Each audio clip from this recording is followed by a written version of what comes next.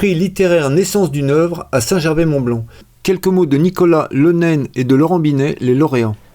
Comme tout être normalement constitué, je crois, je ne suis habituellement pas particulièrement emballé à l'idée d'avoir à faire un discours, mais dans le cas présent, c'est un peu différent. En effet, en me retrouvant devant vous, de surcroît dans un endroit aussi beau, je vous avoue que j'ai un peu l'impression d'être dans l'antichambre du Nobel. Alors certes, le prix Naissance d'une œuvre, en raison de sa jeunesse, n'a pas encore la notoriété de son illustre aîné suédois, mais il y a un point commun, puisque comme son nom l'indique, il ne récompense pas simplement un ouvrage, mais un ensemble, une trajectoire, une carrière, si j'ose dire, ou au moins une étape dans une carrière, vraisemblablement en ce qui me concerne, considérant mon âge et ma productivité, une étape de mi-parcours. En tout cas, c'est bien ça qui me fait plaisir, qu'on envisage les 4 romans que j'ai écrits comme un tout, c'est-à-dire qu'on reconnaisse un lien entre eux, qu'une unité organique s'en dégage, et même qu'on distingue une cohérence, comme l'a dit Laurence.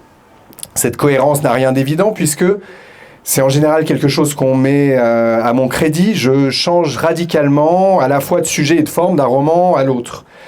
J'ai coutume de dire qu'il y a 2 types d'artistes, les Proust et les Kubrick. Ceux qui creusent toujours le même sillon et écrivent un seul et même livre toute leur vie, comme La Recherche, et ceux qui changent de genre à chaque fois, en l'occurrence pour Kubrick, un coup un film de guerre, un coup un péplum, un coup un film d'horreur, un coup un film de science-fiction, un roman picaresque anglais, encore un film de guerre, et puis Eyes Wide Shut. J'appartiens visiblement à la catégorie des Kubrick, et pourtant il y a un fil rouge dans mon œuvre, et ce fil rouge est manifestement l'histoire, ou plus exactement l'articulation entre l'histoire et la littérature, entre le réel et la fiction, que j'essaie d'envisager à chaque fois sous un angle différent. Je fais donc ce qu'on appelle des romans historiques, mais de Walter Scott et Alexandre Dumas à Éric Vuillard ou William T. Vollmann, en passant par Guerre épée ou Vie et destin, innombrables sont les déclinaisons du genre. Et j'en veux pour preuve le magnifique roman de Nicolas Le Naine, avec qui j'ai l'honneur de partager ce prix, puisque Armistice est aussi un roman historique, mais une fois qu'on a dit ça, on n'a pas dit grand-chose, évidemment. Alors, il y a beaucoup de choses à dire sur ce roman. On peut parler du sujet, bien sûr, l'Indochine et de tout ce qu'on apprend sur cette guerre oubliée. Mais je voudrais juste dire un mot sur ce qui constitue, selon moi, la réussite, ou l'une des réussites du livre, qui est liée à son parti pris de départ, la polyphonie. J'ai envie d'en dire un mot parce que c'est une problématique qui me concerne aussi, et un point commun que je vois avec perspective, car en lisant Armistice, j'ai pensé aux problèmes auxquels avait dû être confronté Nicolas, qui ont été aussi les miens. Comment conférer à la fois une voix différente à ces personnages tout en conservant une unité d'ensemble, une homogénéité du récit qui fasse transparaître la voix de l'auteur. À la fois du relief et des effets de contraste, et à la fois offrir au lecteur la sensation qu'il glisse sur le fleuve du récit, comme emporté par le courant. Et donc je veux profiter de l'occasion qui m'est donnée pour dire à Nicolas combien j'ai trouvé qu'il avait magistralement réussi dans cette entreprise et le plaisir que j'ai pris à lire les aventures tragiques de ces 3 personnages. Je veux ajouter que Armistice m'a rappelé une analyse que Daniel Mendelssohn fait de l'Odyssée, à propos d'une construction du récit qu'il appelle la construction annulaire, qu'on appelle ailleurs la construction circulaire, qu'on retrouve aussi dans Don Quichotte ou, je crois, dans Les Mille et Une Nuits. D'habitude, on parle de récits cadres, de récits enchâssés et de mise en abîme, mais Mendelssohn, lui, utilise l'image des anneaux concentriques pour illustrer ce procédé homérique. Quand Ulysse revient à Ithaque incognito, il est reconnu par sa nourrice grâce à une cicatrice qu'il a sur la jambe, et Homère nous raconte les circonstances dans lesquelles Ulysse, adolescent, s'était blessé pendant une chasse au sanglier lors d'une visite chez son grand-père. Premier cercle à l'intérieur du cercle. Mais le retour en arrière se double d'un autre, puisque l'on apprend à propos de ce grand-père que c'est lui qui, lors d'une précédente visite des parents d'Ulysse avec leur nouveau-né, Ulysse bébé donc, avait trouvé le nom de l'enfant, Odysseus, dérivé d'Odiné, qui signifie la douleur. Deuxième cercle à l'intérieur du cercle, donc bon, 3 cercles au total. Puis l'histoire remonte progressivement vers le présent du récit par spirale, repasse par l'anecdote de la chasse au sanglier et se raccorde avec le retour d'Ulysse à Ithaque.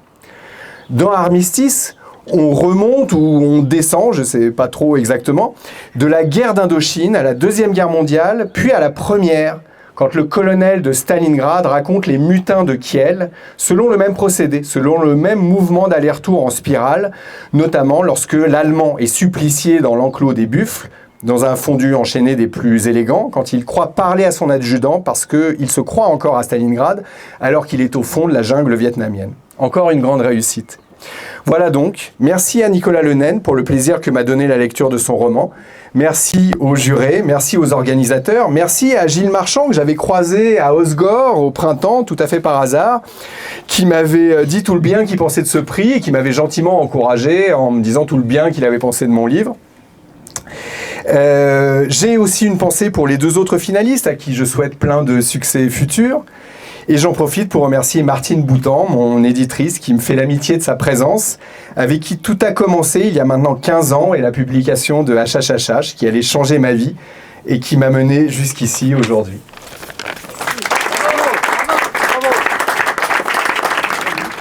Alors je vais être très honnête avec vous. Laurent m'a saisi à froid.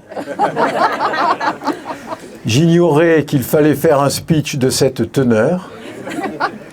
Et donc, je vais essayer d'improviser quelques mots. Alors, je ne sais pas si je dois vous reparler d'armistice, parce que je pense que je vais moins bien en parler que ce qu'en a parlé Laurent, dont la culture littéraire m'éclabousse complètement. Je ne savais pas que j'avais fait 3 cercles concentriques et que j'écrivais aussi bien que Homère, que Céline pour la Première Guerre mondiale et je ne sais qui pour la Seconde.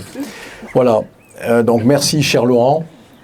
Ce que je peux dire sur toi, on va se tutoyer parce qu'on partage ce prix, c'est que donc moi je suis dans un cercle, donc je suis militaire, je suis dans un cercle militaire où il y a quelques lettrés, voilà, et j'ai dit, ah ben là j'ai gagné le prix Naissance d'une œuvre, et donc je me suis empressé de dire, pour que les gens mesurent quand même ce qu'est ce prix, que je le partageais avec Laurent Binet.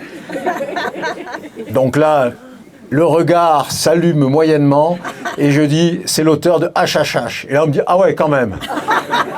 Voilà, donc merci Laurent de me permettre de partager avec toi ta notoriété. Je veux simplement remercier les membres du jury du prix. J'écris en amateur, j'écris en dilettante, j'écris parce que c'est une passion. Et je compte bien que cela reste une passion. J'écris sans arrière-pensée, donc je suis toujours très flatté, très impressionné par toutes les interprétations qui sont faites de mon livre. Alors, naissance d'une œuvre, il y a 2 mots importants. Le premier, c'est la naissance. Ça veut dire qu'on passe d'un certain état à un autre état.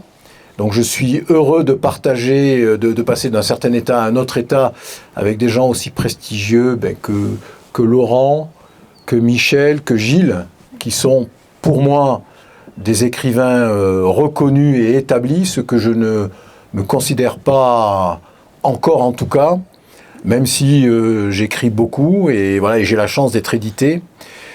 Donc je remercie les membres du jury de la confiance qu'ils me témoignent, parce qu'après tout, voilà, donc c'est naissance et c'est œuvre.